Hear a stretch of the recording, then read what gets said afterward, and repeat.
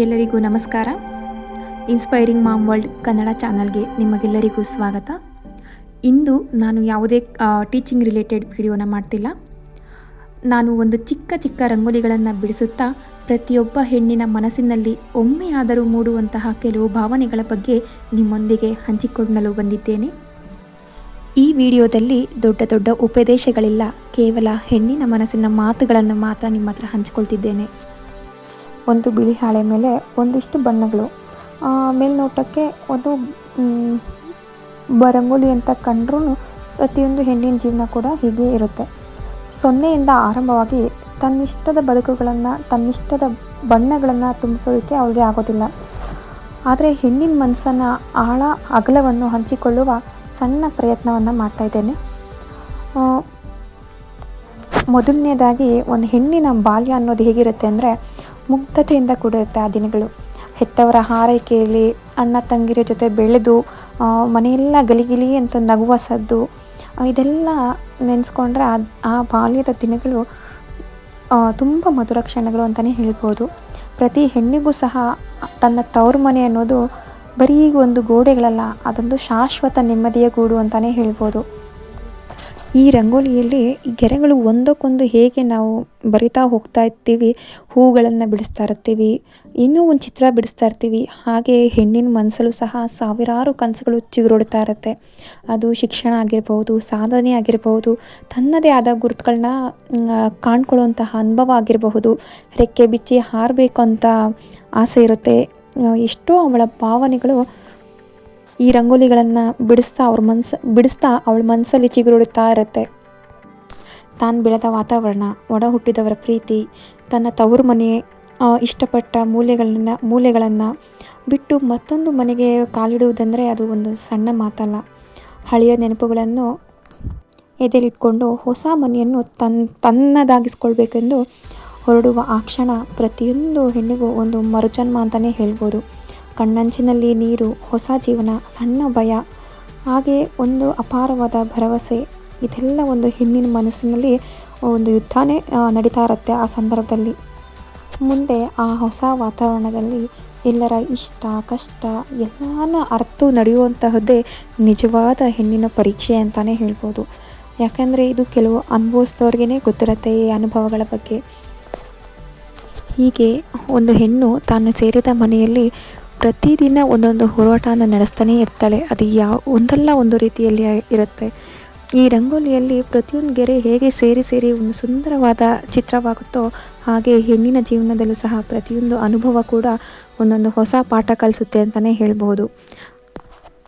ಮುಂದೆ ಅವಳು ತನಗಾಗಿ ಬದುಕದೆ ತನ್ನವ್ರಿಗಾಗಿ ಬದುಕಲು ಶುರು ಮಾಡ್ತಾಳೆ ಮದುವೆಯಾದ ಗಳಿಗೆಯಿಂದ. ಮುಂದೆ ಅದೇ ಹೆಣ್ಣು ತನಗಾಗಿ ಬದುಕದೆ ತನ್ನವರಿಗಾಗಿ ಬದುಕ್ತಾ ಹೋಗ್ತಾ ಇರ್ತಾಳೆ.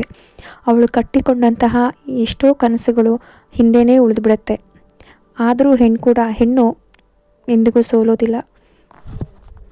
ಮುಂದೆ ಹೆಣ್ಣು ಒಬ್ಬ ತಾಯಿ ಆಗೋದು ಅನ್ನೋದಿದೆಯಲ್ಲ, ಅದು ಒಂದು ಹೆಣ್ಣಿಗೆ ಮರುಜನ್ಮ ಅಂತಲೇ ಹೇಳ್ಬೋದು. ಈ ಸಂದರ್ಭ ಒಂದು ಹೆಣ್ಣಿಗೆ ಅವಳ ಬದುಕಿನ ಅತ್ಯುತ್ತಮ ಮೈಲುಗಲ್ಲು ಅಂತಲೇ ಹೇಳ್ಬೋದು. ತನ್ನ ದೇಹದ ಮತ್ತೊಂದು ಜೀವವನ್ನು ಹೊತ್ತು ಹೊಸ ಜೀವಕ್ಕೆ ಜನ್ಮ ನೀಡ್ತಾಳಲ್ಲ, ಆ ಗಳಿಗೆ ಅವಳಿಗೆ ತುಂಬ ನೋವು ಕೊಟ್ಟರು ಅವಳ ಅನುಭವಿಸಿದಂತಹ ನೋವುಗಳೆಲ್ಲಕ್ಕೂ ಮೀರಿ ಸಿಗುವ ಆನಂದಕ್ಕೆ ಬೆಲೆ ಕಟ್ಟಲು ಸಾಧ್ಯವೇ ಇಲ್ಲ. ತನ್ನ ಮಗುವಿನ ಮೊದಲ ನಗು, ಆ ಕೈಗಳ ಸಣ್ಣ ಸ್ಪರ್ಶ ಇಡೀ ಜಗತ್ತನ್ನೇ ಬದಲಾಯಿಸ್ಬಿಡುತ್ತೆ. ಅಲ್ಲಿಂದ ಅವಳ ಪ್ರತಿಯೊಂದು ಉಸಿರು ಅವಳ ಮಗುವಿಗಾಗಿ ಮಿಡಿಯುತ್ತಿರುತ್ತೆ. ಮುಂದೆ ಆ ಹೆಣ್ಣು ತನಗಾಗಲ್ಲದೆ ತನ್ನ ಮಕ್ಕಳಿಗಾಗಿ ಜೀವಿಸಲು ಪ್ರಾರಂಭ ಮಾಡ್ತಾಳೆ. ಒಬ್ಬ ಹೆಣ್ಣು ತಾಯಾದ ನಂತರ ಅವಳ ಜೀವನದಲ್ಲಿ ಅನೇಕ ಬದಲಾವಣೆ ಆಗ್ತವೆ. ಅವಳ ನಗು ಆಗಲಿ, ಸಂತೋಷ ಆಗಲಿ ಎಲ್ಲ ಅವರ ಮಕ್ಕಳ ಮೇಲೆ ಡಿಪೆಂಡ್ ಆಗಿರುತ್ತೆ. ಆದರೆ ಈ ಸಂದರ್ಭದಲ್ಲಿ ನಾನೊಂದು ವಿಷಯ ಹೇಳೋಕ್ಕೆ ಇಷ್ಟಪಡ್ತೇನೆ. ಏನಂದರೆ ಪ್ರತಿಯೊಬ್ಬ ತಾಯಿ ಕೂಡ ನೆನಪಲ್ಲಿ ಇಟ್ಕೊಳ್ಬೇಕಾಗುತ್ತೆ ಏನಂತಂದರೆ, ನಾವು ನಮ್ಮನ್ನು ಪ್ರೀತಿಸಿದಾಗ ಮಾತ್ರ ನಾವು ನಮ್ಮ ಕುಟುಂಬ ಅಂದರೆ ನಮ್ಮ ಕುಟುಂಬವನ್ನು ಇನ್ನಷ್ಟು ಸಂತೋಷವಾಗಿ ನೋಡ್ಕೊಳ್ಬಹುದು.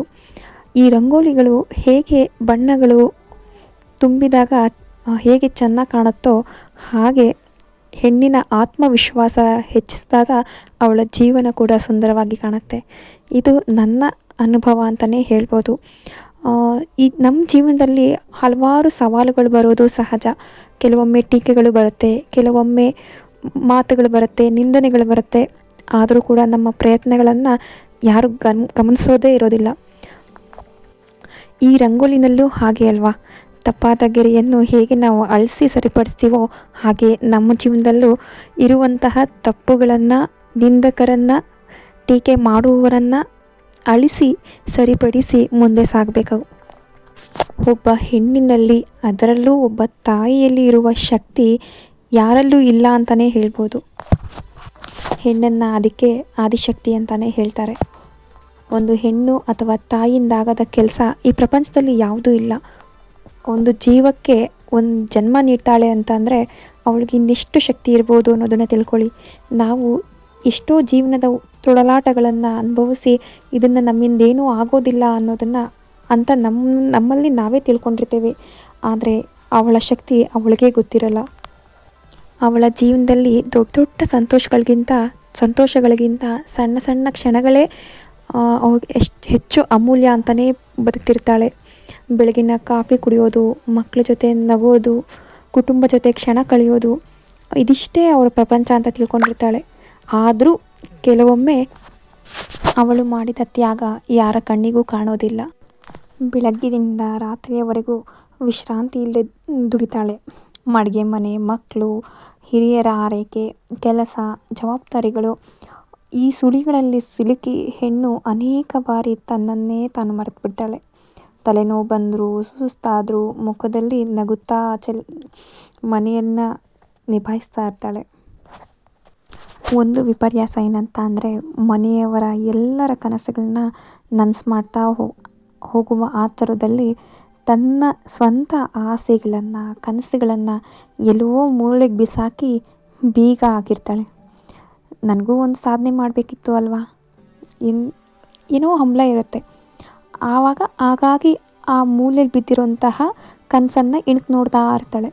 ಆದರೆ ಕುಟುಂಬದ ಖುಷಿ, ಅವಳ ಖುಷಿಯ ಮುಂದೆ ಅವಳ ತ್ಯಾಗ ಅದನ್ನೆಲ್ಲ ಮುಚ್ಚಿಡ್ತಾ ಇರುತ್ತೆ.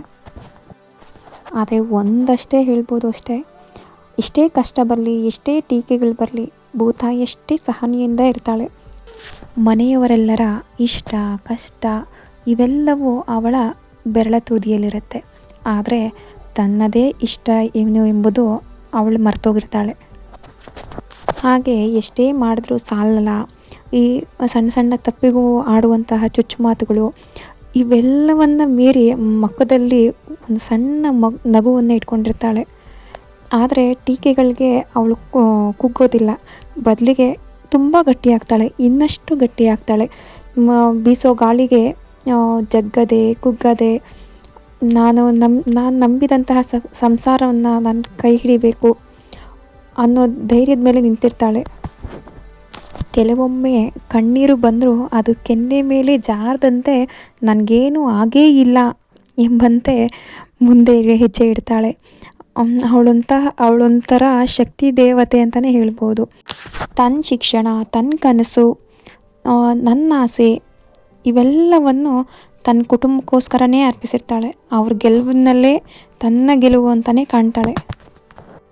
ಆದರೆ ಇಷ್ಟೆಲ್ಲ ಆದರೂ ಒಂದು ನೆನ್ಪಿಡಿ, ಆ ಹೆಣ್ಣಿನ ಮೌನ ದೌರ್ಬಲ್ಯ ಅಲ್ಲ.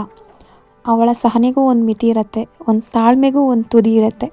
ನಿಂದನೆಗಳು, ಚುಚ್ಚುಮಾತುಗಳು, ಕಡೆಗಣಿಸಿಕೆ ಇವೆಲ್ಲ ಅವಳನ್ನ ಕುಗ್ಗಿಸಿದಾಗ ಅದೇ ಟೀಕೆಗಳನ್ನ, ಅದೇ ನಿಂದನೆಗಳನ್ನ ತನ್ನ ಮೆಟ್ಟಿಲಾಗಿ ನಿಂತ್ಕೊಂಡು ಎದ್ದು ಬರ್ತಾಳೆ.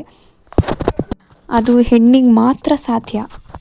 ಅವಳ ಕನಸುಗಳು ಮುರಿದೋಗಿದೆ, ಇವಳ ಕೈಯಲ್ಲಿ ಇನ್ನೇನು ಮಾಡೋಕ್ಕಾಗಲ್ಲ ಅಂತ ಪ್ರಪಂಚ ಅಂದ್ಕೊಂಡಿರ್ತಾರೆ. ಆದರೆ ಅವಳೆಂದು ಬೂದಿ ಮುಚ್ಚಿದ ಕಂಡ ಅಂತಲೇ ಹೇಳ್ಬೋದು. ಈ ಕ್ಷಣಕ್ಕೆ ಆ ಕ್ಷಣಕ್ಕೆ ಅವಳ ಕೈಯಲ್ಲಿ ಏನೂ ಆಗಲ್ಲ ಅಂತ ತಿಳ್ಕೊಂಡಿರ್ತಾರೆ. ಆದರೆ ಮುಂದೊಂದು ದಿನ ಅವಳು ಆ ಮನಸ್ಸು ಮಾಡಿದರೆ ತನ್ನ ಕಾಲ ಮೇಲೆ ತಾನು ನಿಂತು ಎದ್ದು ನಿಲ್ಲುವ ಧೈರ್ಯ ಅವಳಿಗಿದೆ. ಇಂದಿನ ಹೆಣ್ಮಕ್ಳು ತ್ಯಾಗದ ಮೂರ್ತಿಯಾಗಿಯೂ ಸೈ, ಅವಳು ಸ್ವಾಭಿಮಾನಿಯಾಗಿ ಬದುಕೋಕ್ಕೂ ಸೈ.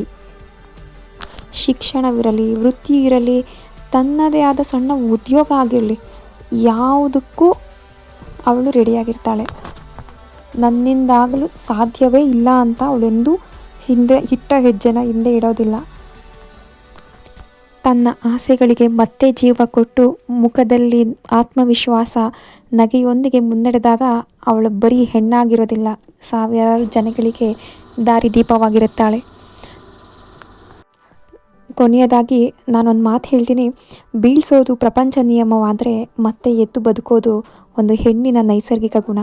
ರಂಗೋಲಿಯ ಬಣ್ಣಗಳಂತೆ ಅವಳ ಬದುಕು ಬಣ್ಣಮಯವಾಗಿರುತ್ತೆ. ಎಷ್ಟೇ ಕಷ್ಟ ಬರಲಿ ಅವಳು ಎಲ್ಲವನ್ನೂ ಮೀರಿ ಬದುಕಿ ಸಾಧಿಸುತ್ತಾಳೆ. ಹೀಗೆ ನನ್ನ ಕೆಲವು ಅನುಭವದ ಮಾತುಗಳನ್ನು ಈ ಸಾಲುಗಳಲ್ಲಿ ಹಂಚಿಕೊಂಡಿದ್ದೇನೆ. ಈ ವಿಡಿಯೋಗಳಲ್ಲಿ ಈ ರಂಗೋಲಿಗಳ ಮೂಲಕ ಹಂಚಿಕೊಂಡಿದ್ದೇನೆ. ಇದೇ ರೀತಿ ಇನ್ಸ್ಪೈರಿಂಗ್ ಮಾತುಗಳಿಗಾಗಿ, ಸ್ಟಡೀಸ್ ರಿಲೇಟೆಡ್ ವೀಡಿಯೋಸ್ಗಳಿಗಾಗಿ, ಕುಕ್ಕಿಂಗ್ ರಿಲೇಟೆಡ್ ವೀಡಿಯೋಸ್ಗಳಿಗಾಗಿ ನನ್ನ ಚಾನಲ್ನ ಸಬ್ಸ್ಕ್ರೈಬ್ ಮಾಡ್ಕೊಳ್ಳಿ. ನಾನೊಬ್ಬ ಗೃಹಿಣಿಯಾಗಿ, ಒಬ್ಬ ತಾಯಿಯಾಗಿ ಮಾಡುತ್ತಿರುವಂತಹ ಈ ಸಣ್ಣ ಪ್ರಯತ್ನಕ್ಕೆ ನಿಮ್ಮ ಬೆಂಬಲ ಕೊಡಿ. ಧನ್ಯವಾದಗಳು.